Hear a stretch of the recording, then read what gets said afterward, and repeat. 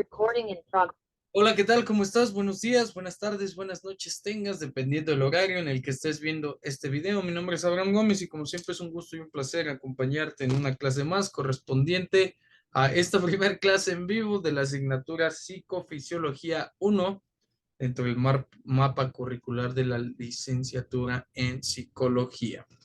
Ok, que sirva esta clase o sirvas esta clase para reponer la clase en vivo, que por ahí tuvimos unos problemitas técnicos, pero que si tú no entraste a nuestra clase en vivo y no tuviste la oportunidad de revisar el contenido que abordamos en esa sesión, pues esta clase nos va a sacar un poquito de dudas para que estemos en contexto. ¿Ok?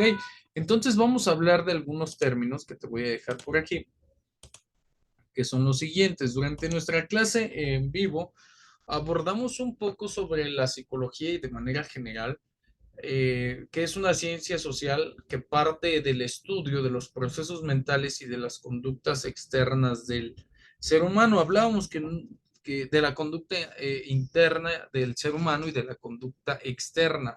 Ahorita vas a ver por qué. Omite lo anterior, solamente quédate con esto, ¿no? Eh, a partir de la comprensión de la conducta, teníamos que realizar un análisis o hacemos un análisis de cada una de las personas o de cada uno de los seres humanos. Los seres humanos, como ya lo sabemos, y si no lo sabíamos, pues hay que poner atención en esto, porque es importante, los seres humanos desde el momento en el que nacemos, formamos parte de un primer grupo de la sociedad o un agente de la sociedad que es la familia. Posteriormente de la familia, dependiendo de la cantidad de miembros que ésta tenga, en la familia nuclear tenemos la familia de una extensión general, por llamarlo de alguna forma, y pasamos a diversas instituciones sociales que pueden ser la iglesia, la escuela, la economía, etcétera, etcétera, etcétera, ¿no?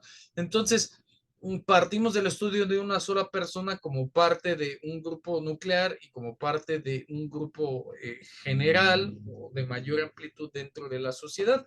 Es por eso que la psicología nace de un entorno social y sirve a un entorno social. Esta comprensión de la conducta humana está enfocada a los procesos mentales de cada uno de los individuos, a los procesos conductuales de cada uno de los grupos que conforman esta sociedad, y en específico de momentos y de situaciones determinadas. La psicología comenzará con el estudio de cada una de estas situaciones, procesos mentales, el número de individuos, el número de grupos sociales, de momentos y de situaciones determinadas. Tiene un campo de estudio vasto, ya que se centra en la mente y en la experiencia humana de diversas perspectivas, así como de diversas corrientes y metodologías, se puede realizar este estudio. ¿Ok?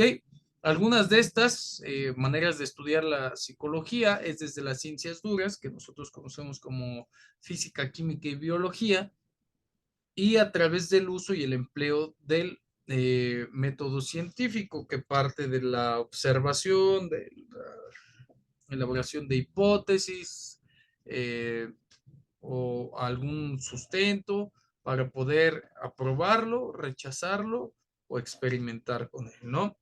Entonces, a lo largo de la historia de la psicología, pues hemos tenido eventos, momentos o sucesos que han marcado su desarrollo y que han marcado pues, su estudio, ¿no? Que esta ciencia pueda ir evolucionando cada vez más.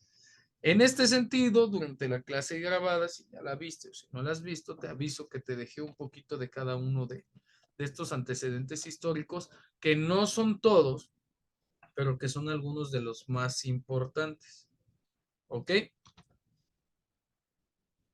De esta forma llegamos anota esto, a la división de la psicología, que puede ser básica, que su función es generar nuevos conocimientos respecto a los fenómenos psicológicos.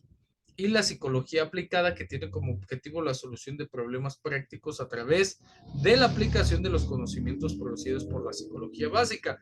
En palabras reducidas, resumidas y no tan rebuscadas, la psicología básica busca realizar todas las investigaciones para darle sustento a estos fenómenos psicológicos, y la psicología aplicada tiene como objetivo darle solución a situaciones a través de estas investigaciones o a través de estos experimentos, retomando lo anterior como un producto. ¿Ok? Existen varias escuelas de la psicología, aquí te las dejé. La más conocida es la cognitiva y estudia el acto del conocimiento, de cómo nosotros como seres humanos conocemos. Nos estamos quedando con esta definición o trabajando bajo esta corriente cognitiva, esta forma de entender el mundo, el conocimiento, por la asignatura que estamos impartiendo. No quiere decir que no vamos a ver las demás, pero es para que lo tomemos en cuenta. ¿Ok? Ahora, hablamos también un poquito de la fisiología. Vamos a reducirlo, a retomarlo y ahorita te digo cómo le vamos a hacer. La fisiología del griego fisiología, que se refiere al conocimiento de la naturaleza. ¿La naturaleza de qué? La naturaleza del cuerpo humano. ¿Ok? La fisiología es esta ciencia que se encarga de conocer y analizar las funciones de los seres vivos. Ahora, ¿de qué funciones vamos a hablar de los seres vivos? Los seres vivos tenemos funciones internas que funcionan a través de una serie de mecanismos, de sistemas y de órganos que le dan entendimiento o desarrollo a estas formas de actuar de manera interna.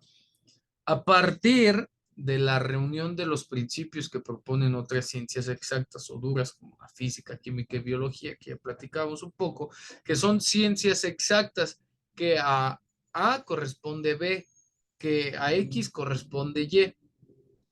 Es decir, bajo un ejemplo donde hasta que no se desarrolle otro fenómeno físico o químico que dé origen a una nueva forma de entender el mundo, la manera de entender nuestra realidad va a cambiar. A eso se refiere con ciencias exactas o ciencias duras, igual que las que estudian o que las que son auxiliares de la psicología. ¿Ok? Entonces, eh, esta disciplina, la fisiología, otorga sentido a la relación o a las relaciones que existen entre los elementos que dan vida a los seres vivos. Llámale plasma, llámale sangre, llámale célula, mitocondria, llámale cigoto, llámale lo que sea. A partir de su estudio podemos entender por qué un ser humano tiene ciertas conductas, ciertas actividades que le van dando origen a lo anterior, ¿no? Que es el estudio de la vida. Ahora, ya entrando un poquito en materia de fisiología y de psicofisiología, platicábamos durante la clase en vivo que la unidad básica de los seres vivos es la célula. A partir de una célula que se puede dividir o que puede continuar, los seres humanos tendemos a agrupar una gran cantidad de células. Yo preguntaba en la clase en vivo sobre la creación de la vida, que existen diferentes teorías de la creación de la vida, y por ahí algunos me decían, no, es que la religión católica, cristiana o el Big Bang, desde la fisiología entendemos a la teoría de la evolución como una teoría que va a marcar el desarrollo de la vida humana, ¿no? Esta unidad básica que tenemos los seres humanos, que llamamos célula, es está, pues, ojo con lo que voy a decir, está ligada a nuestros procesos internos, ¿ok?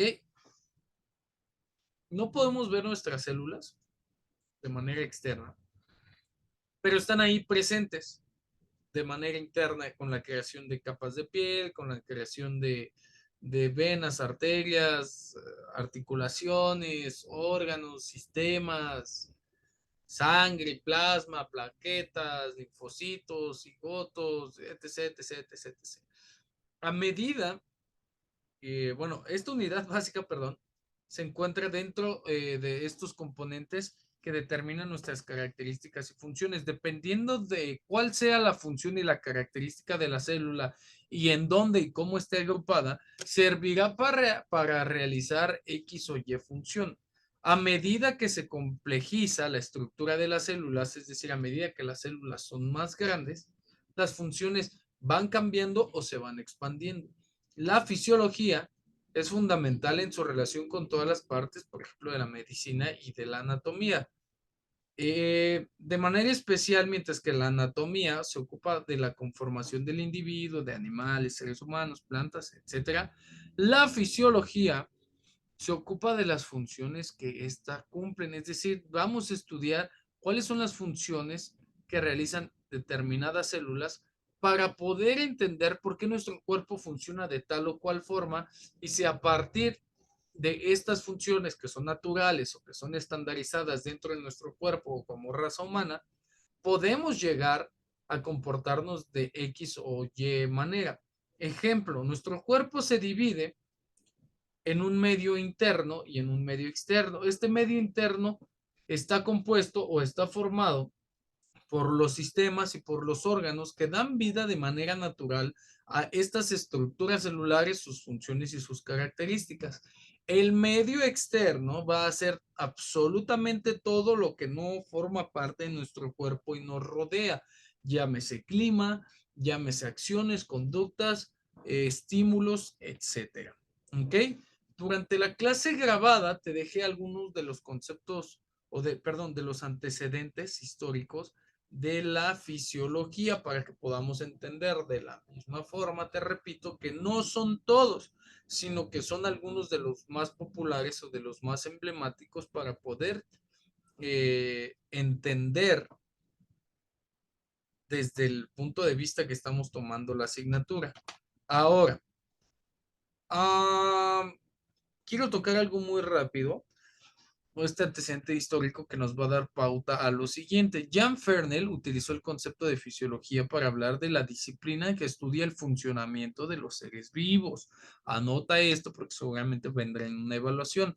La existencia de un método científico del que ya hablamos, observación, hipótesis, experimentación, análisis de los datos, conclusiones y teorías o tesis, produjo avances sustanciales en la materia de la disciplina de estudio del funcionamiento de los seres vivos, con experimentos realizados en la mayoría de los casos con animales. Creyó Bernard a la ciencia fisiológica como el conocimiento de las causas de los fenómenos de la vida en un estado normal. Ojo con lo que estamos diciendo, en un estado normal.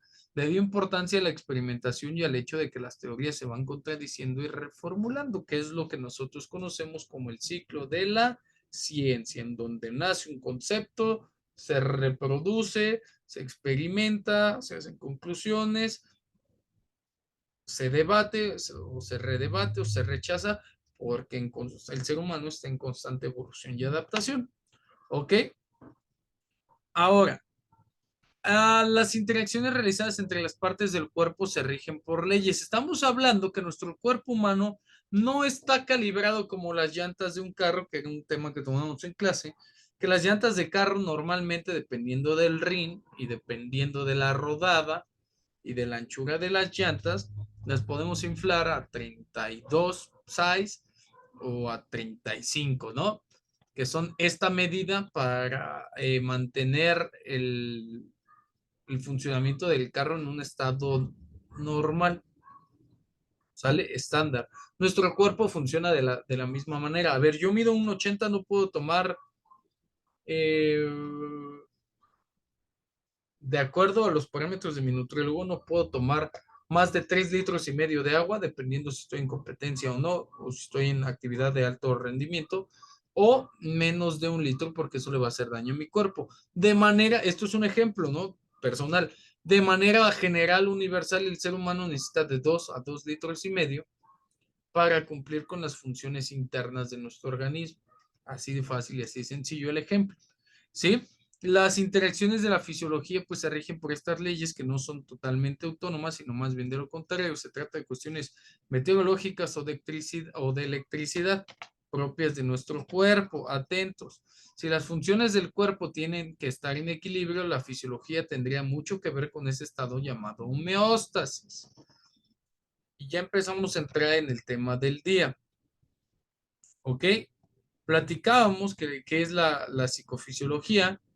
Es esta ciencia o esta rama de la psicología que se encarga de estudiar los elementos biológicos de la conducta, los elementos que conforman de manera natural nuestros cuerpos humanos. Se trata de una disciplina, es decir, su estudio es muy rígido, es muy exigente, que se encuentra relacionada con las bases fisiológicas de los procesos psicológicos y el funcionamiento de nuestro cerebro.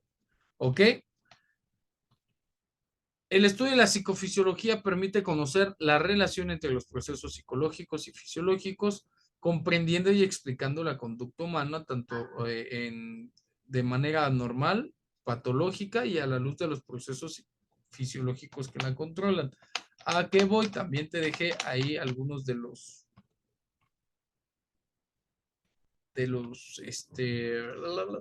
antecedentes históricos. Ahora, el objeto de estudio de la psicofisiología anteriormente pues era el sistema nervioso autónomo, pero en las últimas décadas los investigadores y los psicólogos, los fisiólogos se han centrado en el estudio del sistema nervioso central, explorando los potenciales corticales, los potenciales relacionados con eventos con las ondas cerebrales y la neuroimagen funcional. En este sentido, la psicofisiología puede investigar cómo exponernos como seres humanos a una situación estresante y esta situación nos produce un resultado en el sistema cardiovascular como una alteración en el ritmo cardíaco o una vasodilatación ventricular. ¿Sí? Dependiendo de las condiciones, ojo en el término, dependiendo de las condiciones del medio externo, nuestro medio interno va a tener reacciones. O al revés, dependiendo de cómo esté por dentro de nuestro cuerpo, vamos a poder adaptarnos o desarrollarnos en el medio externo. Ahora, en cuanto al objeto de estudio de la psicofisiología son los siguientes. ¿Qué estudia la psicofisiología? La sensación y cómo se produce, la percepción y cómo se produce, características, etcétera, ¿no? Los sentidos somáticos, la visión, la audición, el equilibrio, el control del movimiento, el sueño, la vigilia, el refuerzo, el hambre, la sed, las conductas sexuales o la conducta sexual, la emoción o las emociones, el aprendizaje y la memoria. ¿Qué es? ¿Cómo se produce? ¿Cuáles son sus características limitantes? Etc, etc, etc y etc. Ok, llegamos a este punto. Quiero que le pongan mucho énfasis. Hablamos del medio interno. ¿Qué compone el medio interno de nuestros cuerpos humanos? Nuestros aparatos, nuestros sistemas y nuestros órganos. ¿Cuáles son los principales sistemas y aparatos del cuerpo humano? Son los siguientes.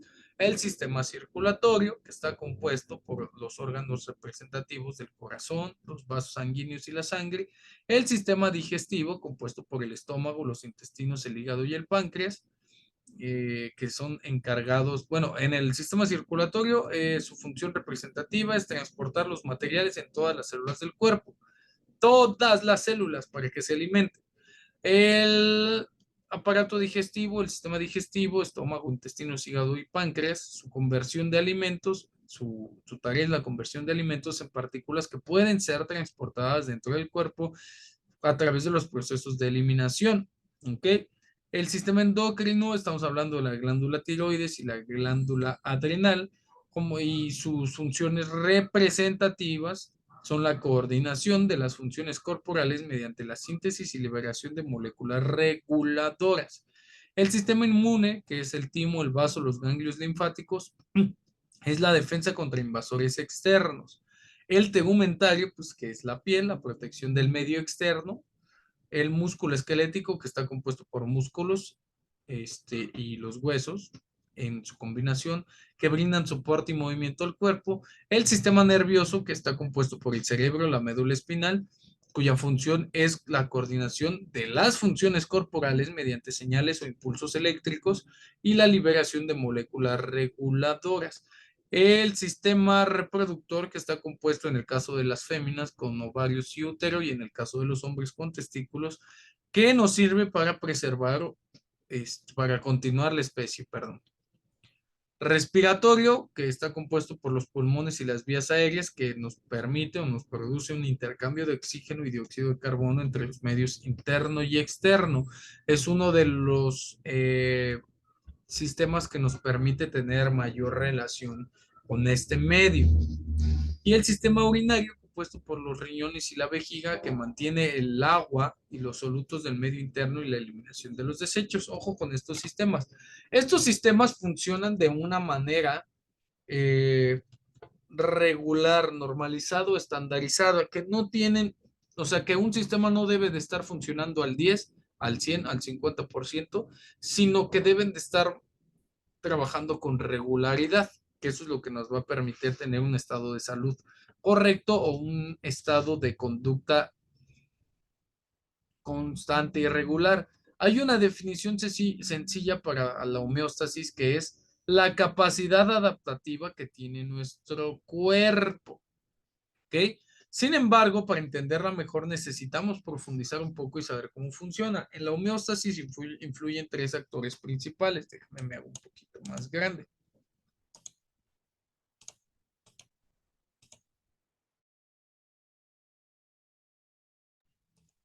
Ok, los receptores que son encargados de detectar cambios en el entorno y que los tenemos de manera interna, pero que funcionan en ambos sentidos, en el medio interno y en el medio externo. El centro de control, perdón, el centro de control que sería el cerebro encargado de enviar las órdenes de autorregulación a nuestro cuerpo y los efectores que ejecutan esas órdenes.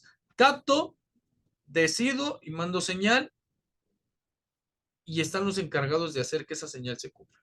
Para entender qué es la homeostasis, vamos a citar un ejemplo. Piensa cuando haces ejercicio. En tu piel hay receptores que captan el aumento de la temperatura. Entonces, envían la señal al cerebro, el cerebro la recibe y da la orden de bajar la temperatura, porque si la temperatura sube, como en los carros, nos desvielamos, ¿no? En nuestro caso, pues se producen alteraciones de diversos sistemas y órganos. Es entonces cuando se manda esta señal que las glándulas empiezan a segregar el sudor para mantener una temperatura corporal que nos permita generar una conducta o varias conductas dependiendo de la actividad o tarea que tengamos encomendada.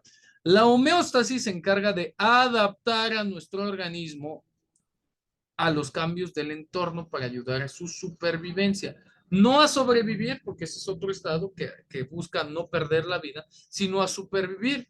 Es decir, yo estoy en paz, estoy tranquilo y supervivir quiere decir contar con nuestras funciones internas de manera regular o de manera sana o adecuada para poder ver hasta dónde puede llegar nuestro cuerpo. ¿Cuáles son los límites de este? No solo a nivel físico, sino también mental. Es decir, que nuestro cuerpo se desarrolla de forma física y mental, que podemos trabajar de manera interna con nuestros órganos. Eso ahí te lo dejo de tarea. Un medio interno en equilibrio puede mejorar tu estado de ánimo, tu capacidad de concentración o tu rendimiento intelectual. Por tanto, la homeostasis también aumenta nuestra resiliencia, nos ayuda a superar los retos de la vida y salir fortalecidos de ellos. ¿Ok? Esto es un ejemplo. Ahora, homeostasis, la palabra viene de homeo, que es similar, y el éxtasis, que es una condición. El medio externo ya quedamos que es todo lo que afecta o estimula o limita a nuestro cuerpo de ser humano. Nuestro medio interno está compuesto por nuestros sistemas y por nuestros órganos. Todos los órganos y sistemas trabajan para, de forma directa o indirecta, mantener el equilibrio en los parámetros del medio interno. No pueden estar ni unos más arriba ni otros más abajo. La homeostasis no es que estén los dos al mismo nivel, sino que estén en un equilibrio. Cuando algo nos afecta y tendemos a irnos muy arriba en el medio interno, nuestro cuerpo va a buscar las funciones o las características de nuestros sistemas y de nuestros órganos que nos permitan regular emociones, conductas y procesos del medio interno. Ahora, ¿cómo funciona nuestro medio interno? El medio interno acuoso de los animales multicelulares se llama líquido extracelular. ¿Ok? Este líquido extracelular, que podría ser en su prefijo extra, está por fuera es como un mar interior del cuerpo que rodea las células, es como una vía, es como el caminito por el cual este líquido extracelular va a funcionar en el organismo de los animales multicelulares. Este líquido extracelular sirve como una transición entre el medio externo del organismo y el líquido intracelular del interior de las células. Como el líquido extracelular es una zona reguladora entre el mundo exterior y la mayoría de las células del cuerpo, hay procesos fisiológicos, es decir, innatos en nuestro cuerpo, que son complejos, que han evolucionado para mantener relativamente estable su composición. Cuando la composición del líquido extracelular se aleja de su rango de valores normales, se activan mecanismos compensatorios que los llevan a su estado normal. Por ejemplo, cuando se bebe un gran volumen de agua, la dilución del líquido extracelular dispara un mecanismo que hace que los riñones eliminen el exceso de agua y protejan a las células de la dilución. La mayoría de las células de los animales multicelulares no toleran grandes cambios y dependen de la estabilidad del líquido extracelular para mantener su funcionamiento normal. Así pues, entiéndase que el líquido extracelular es esta vía reguladora de las funciones del medio interno. ¿Ok? ¿Ok? Entonces, uno de los principales, ¿cómo decirlo?, autores de la psicofisiología es el francés médico Claude Bernard, que a mediados del siglo XIX notó la diferencia de parámetros, de mediciones, pues, de evaluaciones, en la temperatura corporal, en la frecuencia cardíaca y en la presión arterial. Se daba cuenta que dependiendo la conducta, pues estas variaban, ¿no?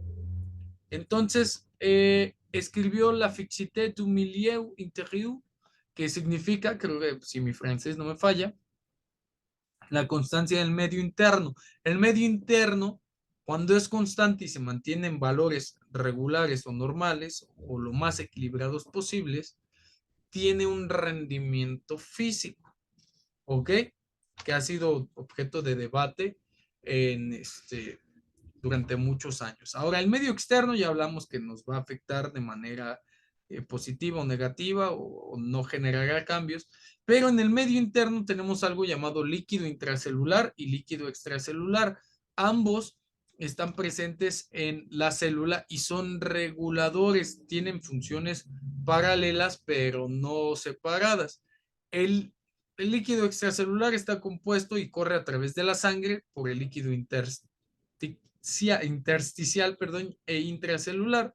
Y la sangre se convierte en este vehículo donde se estabilizan los parámetros del medio interno a través de una continua circulación. No es como la bomba del agua que la conectas y le echas a andar y hasta que se acaba para que se vuelva a llenar. No, la sangre está en continua circulación para favorecer que el líquido extracelular, este que hablamos, que está compuesto de un ambiente hidrosalino, que no es agua con sal, pero que es muy similar, porque es un líquido que está compuesto de muchos minerales, que rodea a cada una de las células de un organismo, que está dotado de propiedades físicas porque tiene un cuerpo, y químicas porque tiene componentes que podemos encontrar en la tabla periódica, que son esenciales para la vida celular. Esto es lo que propone Claude Bernard, como el pH, el volumen, el plasma, etcétera, etcétera, etcétera.